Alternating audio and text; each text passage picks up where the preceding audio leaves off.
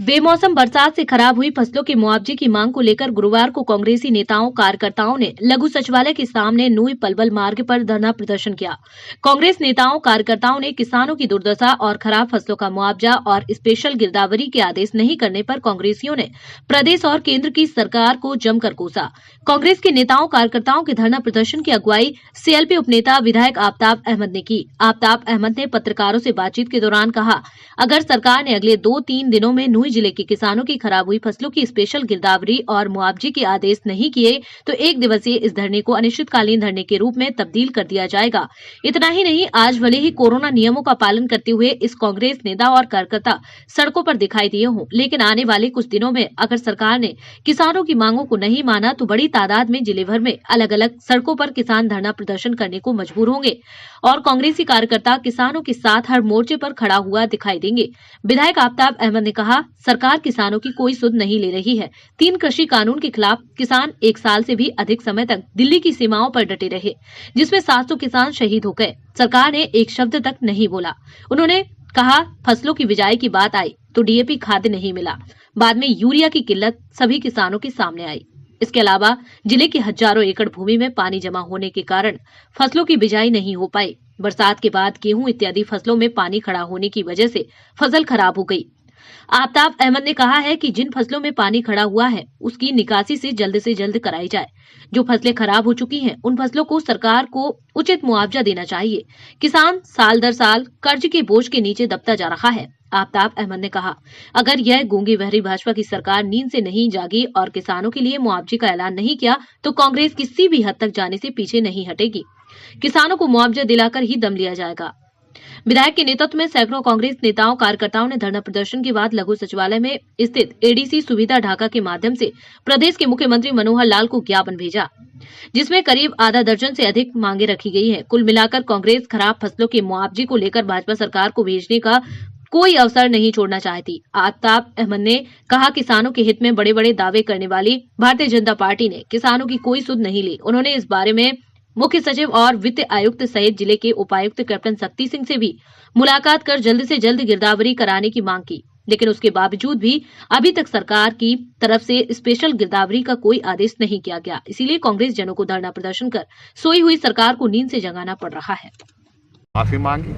आज आप देख सकते हो कि हरियाणा में चाहे किसान की बात करें, चाहे बुआई के समय उसको खाद की जरूरत पड़े, डीएपी की जरूरत पड़े, यूरिया की जरूरत पड़े, जब इस सरकार को जो है वो उपलब्ध नहीं कराई जाती, जब हमें बीज की ज़रूरत पड़े किसानों को जब बीज नहीं मिलता, जब मंडी में हमारी जो फसल तैयार होके जाती है, ये दावे बहुत बड़े बड़े करते हैं लेकिन एमएसपी पे उसको जो है एमएसपी नहीं मिलती किसान को। और अब आप देख सकते हो कि ये हमारी मुख्य फसल थी, इसमें नवंबर में, दिसंबर में और जनवरी में जो बेमौसमी बारिश हुई है, बहुत से लो लाइंग एरिया पे जहाँ पानी भरा था वहाँ आज भी पानी इतना भरा हुआ है कि उसके निकासी के कोई इंतजाम नहीं किया। इस बाबत हमने डिप्टी कमिश्नर से मिलके हमने यहाँ अभी पिछले हफ्ते जो है ज्ञापन भी दिया था। हमने विधानसभा में, जब विधानसभा सत्र था दिसंबर में, जब भी हमने और हमारे साथी विधायकों ने हमने इस बात को रखा था। आज हमने जो है 23 जनवरी को हमने ये चेताया था कि अगर आप कोई कार्रवाई नहीं करेंगे तो हम प्रदर्शन धरना करेंगे अपने किसानों के हक के लिए। मैं ये कहना चाहता हूँ कि चिट्ठियाँ निकल रही हैं, कहीं रिपोर्ट मांगी जा रही है गिरदावरी की, कहीं कुछ, लेकिन वास्तविक तौर पे कुछ काम नहीं हो रहा। हमने परसों जो है चीफ सेक्रेटरी और एफसीआर से भी बात करी थी और इस बाबत उनकी जानकारी में लाए थे कि आप आवश्यक कदम उठाएं। इस बाबत आज हम यहाँ अपने साथियों सहित किसानों की मुद्दे को लेके, किसानों की परेशानी को लेके, किसानों के जल भराव, किसानों की फसलों का नुकसान और किसानों के जो बुआई नहीं हुई है उसके जो है गिरदावरी तुरंत करे सरकार और उसको मुआवजा दे, इस मांग को लेके आज हम अपने साथियों सहित यहाँ इस धरना प्रदर्शन में बैठे हैं। और हम एक ऐलान और करते हैं, अगर ये गूंगी बहरी सरकार नहीं मानेगी तो हम किसानों के साथ इस धरना प्रदर्शन को आगे चल के अनिश्चितकालीन धरना प्रदर्शन भी हम की भी घोषणा कर सकते हैं। या तो सरकार जाग जाए, नहीं तो हम इसको मजबूर करेंगे कि ये किसानों की बात को माने। इस बात के लिए आज हम अपने किसान भाइयों के हक में अपने साथियों के साथ यहाँ धरना प्रदर्शन पे बैठे हुए। आज हम अपने,